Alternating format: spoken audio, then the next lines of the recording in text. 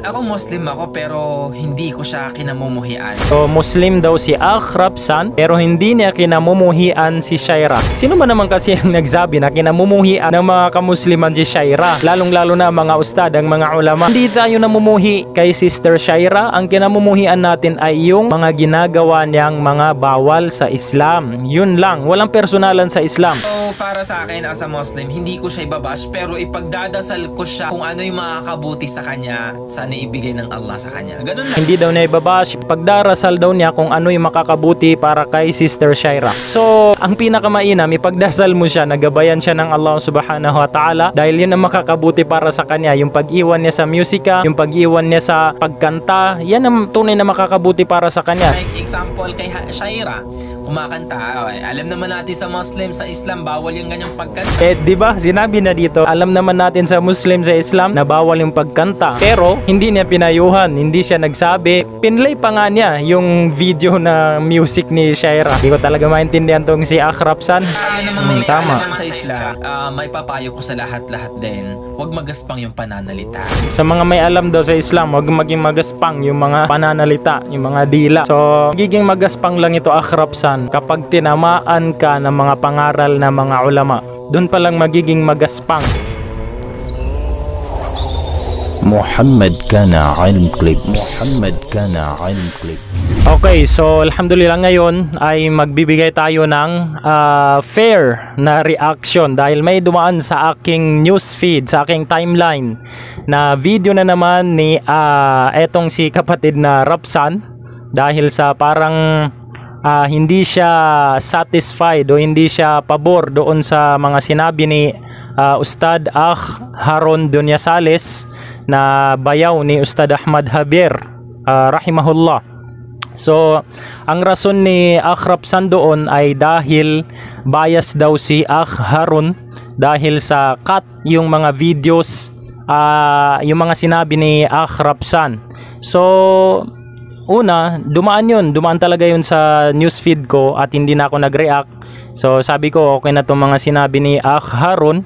So, kinabukasan, bigla na namang dumaan yung video ni Akh Rabsan na parang ayaw niya doon sa mga sinabi ni Akh Haron dahil bias daw, hindi daw makatarungan dahil puro cut daw yung mga nilagay ni Akh Haron doon sa kanyang video na which magiging dahilan ng kumbaga magiging dahilan na mahi-hate si Akh Rabsan dahil dun sa mga puro negative lang yung pinagkukuha daw sa video niya. So ngayon,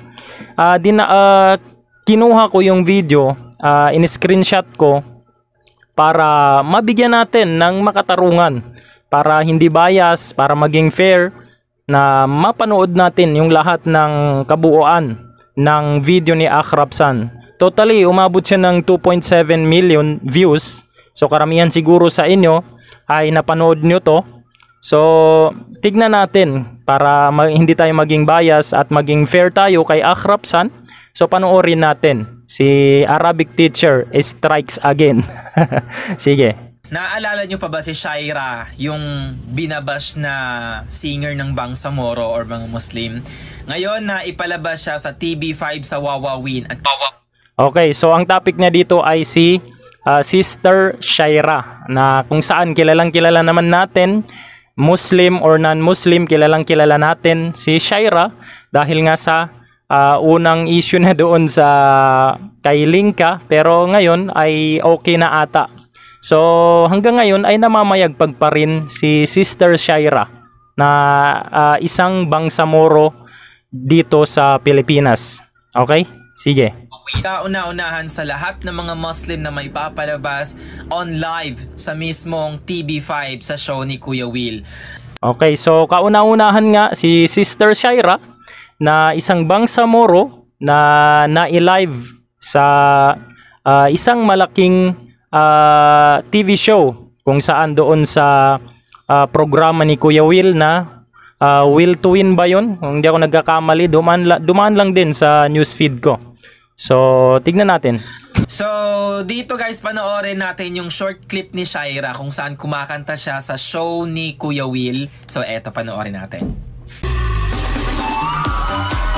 Okay, so skip natin to, yung side na to, kasi may music, finlex ni Akhrapsan, yung music which is alam naman natin sa mga kamusliman na hindi allowed yung ganito, yung music o paggawa ng kanta o pagkanta ay bawal sa aming kamusliman. So sa mga non-Muslim na manonood dito ay respect na lang po sa paniniwala naming mga kamusliman dahil yun ay paniniwala namin. So nawa ay galangin nyo po ito. At ang masasabi ko talaga dito, grabe. Hindi ko siya ibabash at hindi ko siya i-correct. Hindi ko rin siya idol. Hindi na Okay, so hindi na daw niya ibabash at hindi na i-correct si Sister Shaira. So ewan ko bakit niya nasabi to. Siguro dahil dun sa mga nakikita rin niya na mga post at comment na mga ibang mga Muslim na nasa Facebook na binabash nila at matalas yung mga dila nila dito sa ginagawa ni Shaira, pagkanta, lantarang pagsayaw, lantarang paggawa ng haram. So kaya siguro nasabi ni Akhrapsan etong pangbabash. So totally hindi naman natin binabash o ng mga ustad o ng mga ulama si Shaira, hindi yung pangbabash. Ang mga sinabi lang ng mga ulama natin, hindi ko sinasali etong mga awam, itong mga taong konti yung kaalaman nila sa Islam, hindi nakapag-aral sa Islam, hindi nakapag-aral sa tamang paaralan ng Islam na kung saan maari nilang makuha yung tamang pag-uugali. So iniiba ko yung mga ulama dito, yung mga ustad dito. So wag nating isipin na yung mga sinasabi ng mga ulama, yung mga sinasabi ng ustad ay isang uri ng pangbabash o isang uri ng pamamahiya. Never yun magiging pamamahiya at never yun magiging pangbabash sapagkat yun ay tungkulin nila. At yun ay karapatan natin sa kanila. Tayo mga normal na tao, karapatan natin sa mga ustad natin, sa mga ulama natin o sa mga imam natin na kapag gumawa tayo ng mga hindi ka nais-nais, ay karapatan natin sa kanila na pagsabihan nila tayo. Okay? So karapatan natin sa kanila na malaman natin kung ano yung tama at kung ano yung mali. So hindi yun uri ng pangbabash. Yun ay bilang pagmamahal sa atin ng ating mga ustad, ng ating mga ulama na nagbibigay pangaral sa atin kung ano yung tama at kung ano yung mga mali at kung ano yung mga hindi dapat gawin ng isang Muslim. So never yung pangbabash. man ako fan ni Shaira, pero napaka-solid nung takbo nung kanyang karir. At ako Muslim ako pero hindi ko siya kinamumuhian. Okay, so Muslim daw si Akhrapsan pero hindi niya kinamumuhian si Shaira. Sino man naman kasi ang nagsabi na kinamumuhian ng mga kamusliman si Shaira? Lalong-lalo na mga ustad, ang mga ulama. So hindi nila kinamumuhian si Shaira. Ang kinamumuhian lang ng karamihan sa especially sa ating mga ustad, ang mga ulama ay yung ginagawa ni Shaira. Yun yung kinamumuhian ng mga ustad, ng mga ulama. Dahil lantaran niya kung isagawa itong haram na gawain na ito na alam ko na alam ni Sister Shaira yung ginagawa niya na ito ay haram. So ewan ko, nawa ay gabayan nawa siya ng Allah subhanahu wa ta'ala. Pinagdarasal ko siya. So, hindi tayo namumuhi kay Sister Shaira. Ang kinamumuhian natin ay yung mga ginagawa niyang mga bawal sa Islam. Yun lang. Walang personalan sa Islam. Dahil kapag nagpayo ka sa Islam, ay hindi yun uri ng pagkamuhi. Depende na lang yun sa taong makakatanggap ng salita at dapat din rin sa'yo na nagsasalita, nangangaral, nagpapayo ay kinakailangan hindi marahas ang bunganga mo, hindi matalim ang dila mo para matanggap nung tao yung mga sinasabi mo sa kanya. So para maging mapadali yung communication nyo, yung ugnayan nyo at mapalambot din ang puso ng taong pinagsasabihan mo. So bagkus ito pa nga yung dahilan kung bakit tayo naging mataas sa paningin ng Allah ay dahil dito sa ta'muruna bil ma'ruf wa tanhauna 'anil munkar, doon sa pagpapayuhan natin ng mga kabutihan at yung pagbabawal natin ng mga kasamaan. Ito yung naging dahilan kung bakit tayo naging mataas sa paningin ng Allah subhanahu wa ta'ala sa lahat ng umma, sa lahat ng nasyon, sa nasyon ni Propeta Abraham, sa nasyon ni Propeta Musa, sa nasyon ni Propeta, lahat ng propeta, naiiba tayo na nasyon ni Propeta Muhammad. Anong dahilan? Dahil doon sa pagpapayuhan natin sa mga kabutihan at dahil doon sa pagbabawal natin sa mga kasamaan. So never na pagkamuhi yung lumalabas sa mga bunganga ng mga ustad, sa mga bunganga ng mga ulama, never na maging pagkamuhi yun. Ang tanging kinamumuhian lang ay yung mga ginagawang haram. Walang personalan sa Islam. Kung anong nakikita mong bawal, kung anong nakikita mong masama, magsabi ka ng hindi pamimersonal, doon lamang sa kung ano man ang nakita mo na mga masasamang ginagawa ng kapatid mo. Dahil yun ay bilang pagmamahal. Halos sa lahat ng community ng mga Muslim kinamumuhian si Shaira. Okay, halos lahat ng community ng mga Muslim kinamumuhian daw si Shaira. Allahu Akbar. So although etong halos lahat dito, so sa mga kulang yung pagkaintindi sa salitang halos lahat, which is nilinaw ito ni Akhrabsan doon sa second video niya, na ang ibig sabihin ng halos lahat dito ay hindi naman lahat ng kamusliman. So tama rin naman yung sinabi ni Akhrabsan dito, na although sinabi niya halos lahat, pero ang ibig sabihin ng halos lahat sa salitang lingwaheng Tagalog, kapag sinabi mong halos lahat, it means hindi lahat. So, hindi yun generally, hindi lahat ng kamusliman. Kasi kapag sinabi mong generally na kamusliman ay buong mundo.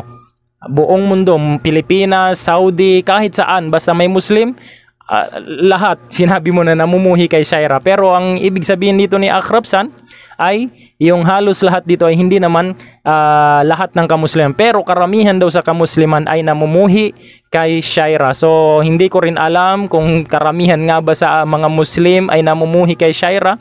So katulad ng sabi ko kanina, hindi pagkamuhi yung pagpapayo at pangangaral mo ng mga masasama at pagpapayo mo ng mga mabubuti. So hindi yun, never yun magiging uri ng pagkamuhi. Sapagkat kapag isa kang Muslim, walang pamimersonal sa taong pinagsasabihan mo. Kung ano yung nakikita mo, yun lang yung kinamumuhian mo, yung gawain. Pero yung tao, never mo yan kamumuhian. Dahil ang Muslim ay kapatid niya na Muslim.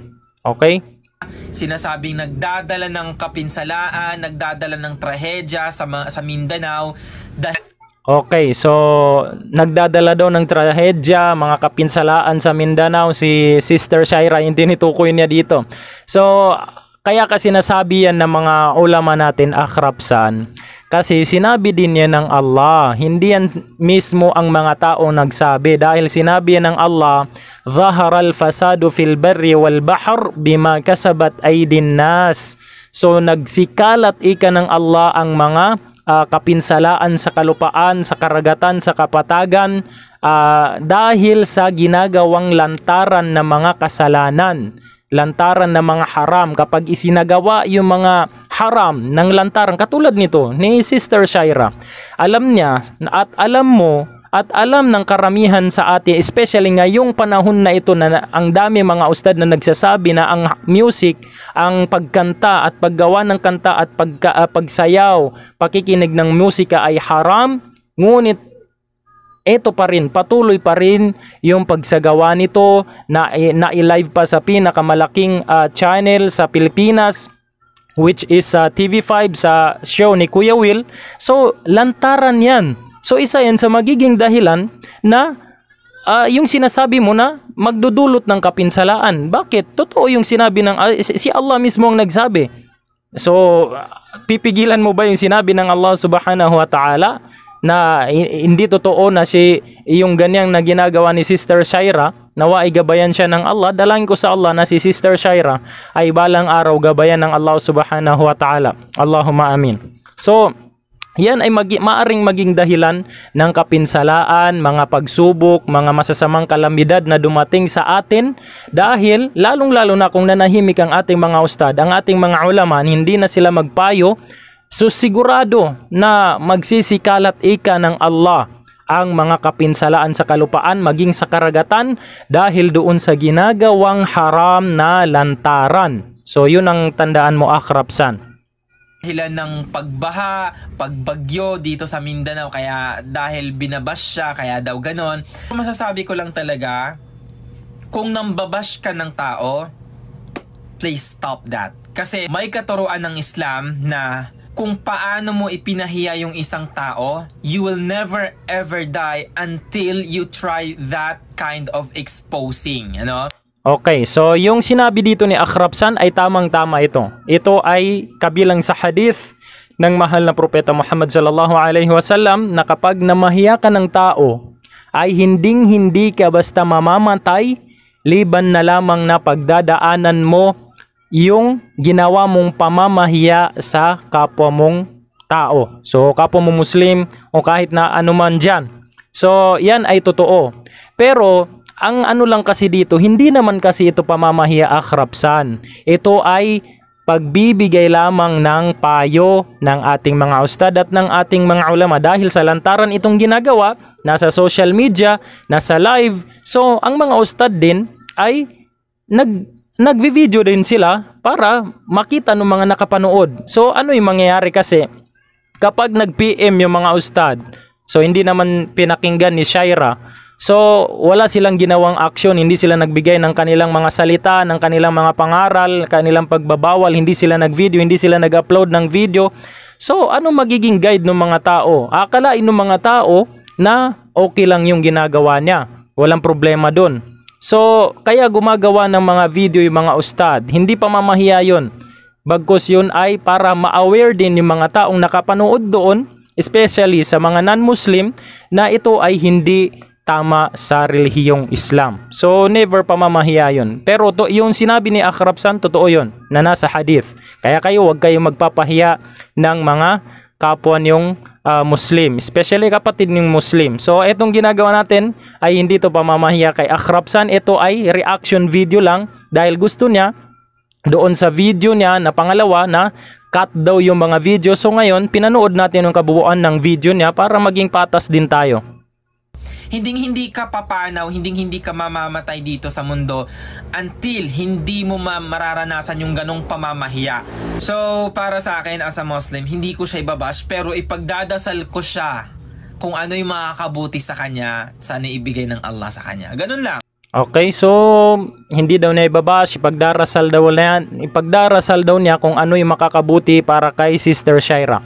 So, ang pinakamainam, ipagdasal mo siya, nagabayan siya ng Allah subhanahu wa ta'ala dahil yun ang makakabuti para sa kanya. Yung pag-iwan niya sa musika, yung pag-iwan niya sa pagkanta, yan ang tunay na makakabuti para sa kanya. Dahil lagi nating tandaan, sinabi ng Allah, walal akhiratu khairul laka minal ula. Ang kabilang buhay, ang akhirah, ay higit na mas mainam kaysa sa pamumuhay dito sa mundo. Yun ang lagi nating tandaan. So, yun ang pinakamainam na panalangin, Akhrabsan, yung maging mapabuti ang iyong kapatid sa kabilang buhay dito sa mundo, at especially ang pinakamalaki ay doon sa kabilang buhay. Yun ang pinakamainam na panalangin. Dalangin ko rin sa iyo yun, Akhrabsan. Mapabuti ka dito sa mundo at mapabuti ka rin sa kabilang buhay. At lahat tayong kamusliman.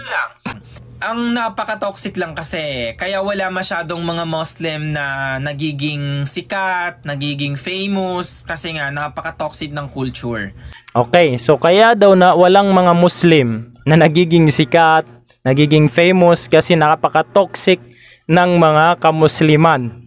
So, lagi mong isipin, Akhrabsan, na ad-dunya sijnul mu'min wa jannatul kafir.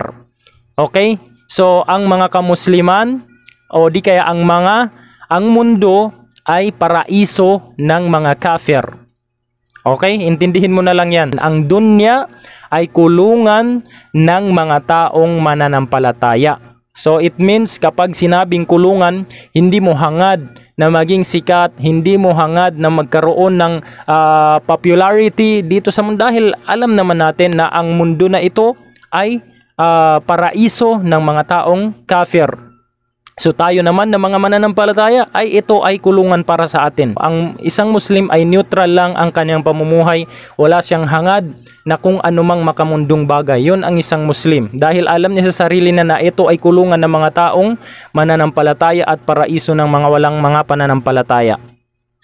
Hindi ko sinasabi lahat ng mga Muslim toxic yung culture ha. Pero dito kasi makikita kay Shaira na talagang nag-boom, ang bilis mag-boom ng kanyang karir. Tsaka alam nyo, isa sa kinahangaan ko talaga kay Shaira, kahit gaano na siya kasikat, hindi siya naguhubad ng hijab. Okay, so ito naman ay masasabi natin na okay din naman to yung ginagawa ni Sister Shaira na hindi niya pagtatanggal ng hijab. Okay yan. So, dalangin natin na magtuloy-tuloy yan hanggang sa yung puso niya yung magkaroon ng hijab at takwa. So, dalangin natin yan sa Allah subhanahu wa ta'ala. Hindi niya iniiwan yung pagtatakip ng katawan, yung pagtatakip ng buhok. Tingnan nyo yung kasikatan niya. Okay, so isa yan sa mga dapat sa mga kababayan namin Muslim ay yung pagtatakip ng mga masiselang bahagi ng katawan. Dahil yan ay mas higit pa sila sa perlas, mas higit pa sa ginto, mas higit pa sila sa diamond. Yung mga kababaihan sa aming mga Muslim ay higit sila sa mga pinakamahalagang nilikha ng Allah dito sa mundo, sapagkat sila ay above sa lahat ng mga special na nilikha ng Allah subhanahu wa ta'ala. Kaya namin sila tinatakpan, kaya namin sila pinapasuot ng mga ganyang kasuotan, dahil ito ay treasure sa amin. Yung mga kababaihan sa amin sa Islam ay sila ay maituturing na pinakamalaking treasure sa buhay namin bilang isang mga Muslim. Hindi maikukumpara sa ibang mga Muslim tsaka sa mga Bangsamoro na may mga sikat naman dito sa amin, pero si Shaira talaga ibang-iba yung kasikatan niya. So, okay. So, tama nga naman si Shaira ngayon, nung sumikat siya, hindi na siya nawawalan ng hijab, hindi na siya nawawalan ng abaya. So, taliwas doon sa ibang mga Moro singers na grabe kung makakaldag, grabe kung makapanood ng fitting, minsan kumikembot-kembot ba, gumigewang-gewang. So, isa ito sa masasabi natin, kumbaga may konting kabutihan. Masasabi natin na mayroong konting kagandahan dito sa nagagawa ni Shaira sa pagtatakip niya. Ang problema lang ay pinaghalo niya yung hak at ang batil. Pinaghalo niya yung tama at yung mali. So, mekos-mekos yung nangyari. Worldwide. So, isa sa mga kinahangaan ko talaga sa kanya yung hindi niya pagtanggal ng hijab. Tsaka yung pagtatakip niya ng katawan niya. Yan yung pinaka nabilibang ko talaga sa kanya na nananatili siya sa pagiging hijabi niya. I'm so proud of you talaga. So, yun na nga guys. Ang may papayo ko sa lahat-lahat. Kung kinamumuhian mo yung isang tao, just be silent. Ipagdasal mo na lang kung ano yung mga kabuti para sa kanya. Okay, so kung kinamumuhian mo ang isang tao, just be silent. So, hindi ka naman kasi pwede manahimik kung mayroong ginagawang lantarang. Katulad ng sinabi natin kanina, hindi ka pwedeng manahimik kasi inutos din naman la Propeta Muhammad, man ra'a minkum munkaran, sino man ang makakita, ika ni Propeta Muhammad sallallahu alaihi wasallam, ng mga haram, mga hindi magaganda, mga mungkar, mga taliwas sa katuruan ng Islam, ay pigilan niya ito o baguhin niya ito sa pamamagitan ng kanyang mga kamay. Okay? So ganun ang utos ni Propeta Muhammad. Pigilan niya ito sa pamamagitan una ng kanyang mga kamay. Kung hindi mo naman kaya na pigilan yung mungkar na yon, yung mga masamang gawain na yon sa pamamagitan ng iyong kamay, ay fabilisani, sa pamamagitan ng iyong salita. So katulad ng ginagawa ng mga ustad natin, ginagawa ng mga ulama natin na nagbibigay sila ng mga babala, mga pangaral na ito ay huwag gawin dahil maaring magdulot ng kapinsalaan. So kapag hindi mo naman kaya sa salita, ay dun palang papasok yung sinabi mo na ipagdasal mo yung taong gumagawa ng mga kamalian. So dapat kung hindi mo kaya, yung dalawa, yung kamay at yung pagsasalita, ay doon ka palang pumasok doon sa pagdarasal na nawa ay ituwid siya ng Allah subhanahu wa ta'ala. Ngunit yung pagdarasal na yun, sa taong gumagawa ng kasalanan ay yun yung pinakamahina. Yun yung pinakamahinang pagtutuwid. Yun yung pinakamahinang pagtutuwid. So karamihan sa mga ustad natin, kaya nagbibigay sila ng mga salita dahil sa pagsunod nila sa hadith na ito. So hindi to pagkamuhi, ulitin ko, hindi pagkamuhi ang mga salita ng mga ustad, ang mga ulama, dahil ito ay pagmamahal at bilang pagsunod sa kautusan ng mahal na propeta Muhammad sallallahu alaihi wasallam. Kasi kung paano mo ipapahiya yung tao, ganun kasi nagsisimbolo yung pagkatao mo rin eh. Kasi lumilitaw din yung pagiging inggitera, 'di ba? Actually sa amin talaga sa mga Muslim, kapag gumawa ka ng kasalanan, nako lalo sa Pilipinas, ibubulgar talaga yung kasalanan ginawa mo. Okay, so kapag gumawa ka, lalong-lalo na daw sa amin mga Muslim. So by the way, inamin niya ito na mali siya dito. Dahil sa hadith ay sino man ang makakita sa inyo ng kahihiyan ng kapatid niyong Muslim at kapag ito ay itinago niya, hindi niya ikinalat, ay ganun din ang gagawin sa kanya ng Allah subhanahu wa ta'ala. Pagtatakpan din siya ng Allah subhanahu wa ta'ala sa mga kamalian na pinaggagawa niya. So, hindi binubulgar sa aming mga Muslim yung kasalanan. Liban na lang sa mga marites talaga. Yan talaga yung nakakasira, yung mga marites na yan. Dahil kahit sa ang religion, merong marites, merong mga CCTV, mga naglalakad na CCTV. Pero sa tunay na Muslim, sa isang debotong Muslim, ay wala sa kanya yung pamamahiya sa mga tao na nakikita niya na merong ginagawang masama. Okay? And you don't know about their hiding. Mas malaswa pa sila kaysa sa'yo yung ginagawa mo. Yung tulad, like example kay Shaira, kumakanta. Alam naman natin sa Muslim, sa Islam, bawal yung ganyang pagkanta. Okay. Di ba? Sinabi na dito, alam naman natin sa Muslim, sa Islam, na bawal yung pagkanta. Pero, hindi niya pinayuhan, hindi siya nagsabi, at pinlay pa nga niya yung video na music ni Shaira. Hindi ko talaga maintindihan tong si Akhrapsan. Ay, nako talaga. So, silent na lang tayo. Pagdasal na lang natin kung ano yung mga kabuti kay Shaira, di ba? Okay, silent na lang daw tayo. So, katulad ng sinabi ko, hindi ka pwedeng manahimik kapag nakakikita ka ng lantad na mungkar. Katulad nga ng sinabi natin, kapag sino nakakita sa inyo ng mga hayag na mga ginagawang kamalian, ay pigilan niya sa kanyang kamay. Kung hindi na kaya sa kanyang kamay, ay sa kanyang salita. At kung hindi naman kaya sa kanyang dila, ay ipagdasal niya yung tao. So, okay naman, pero dumiretso siya doon sa pangatlong sa pangatlong paraan. Dapat doon ka muna, magbigay ka muna ng pangaral, at kung hindi mo na talaga kaya, ipagdasal mo na. Yun ang pinakatama, Akhrapsan. Alam naman ni Shaira yung ginagawa niya, hindi na bata yan. Tayo naman may kaalaman sa Islam.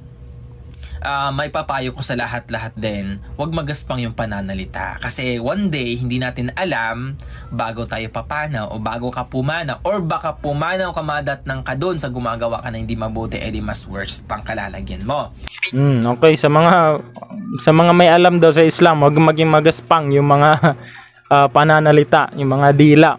So, nagiging magaspang lang ito, Akhrapsan, kapag tinamaan ka ng mga pangaral na mga ulama. Doon pa lang magiging magaspang yung mga pananalita ng mga ulama, ng mga ustad, kapag tinamaan, kapag nasapul ka ng mga sinasabi ng mga ulama at mga ustad. Be neutral sa pananalita, pagko-comment ng masasama.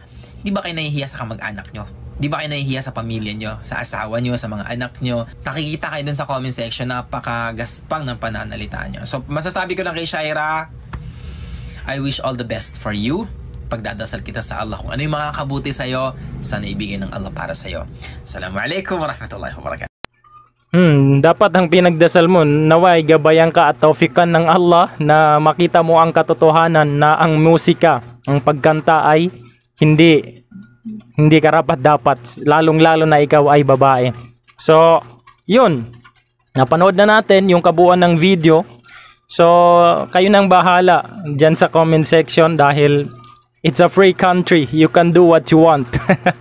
So, yun na lang. Ang masasabi ko na lang dito ay nawa ay itong si Akhrapsan ay ilang beses na to si Akrapsan. Pero ewan ko bakit ganito. Pero dalangin ko pa rin sa Allah na nawa ay maging mabuti tayo magkakapatid sa landas ng Islam. At dito naman kay Shaira, nawa ay Sister Shaira ay makita mo ang katotohanan na ang musika, nawa ay dalisayin ng Allah ang iyong puso na makita mo ang katotohanan na ang musika ay isang paraan ni Shaitan upang ilayo ka sa Allah subhanahu wa ta'ala.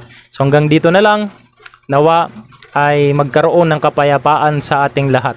Assalamualaikum warahmatullahi wabarakatuh. محمد كان علم كليبس. محمد كان علم كليبس.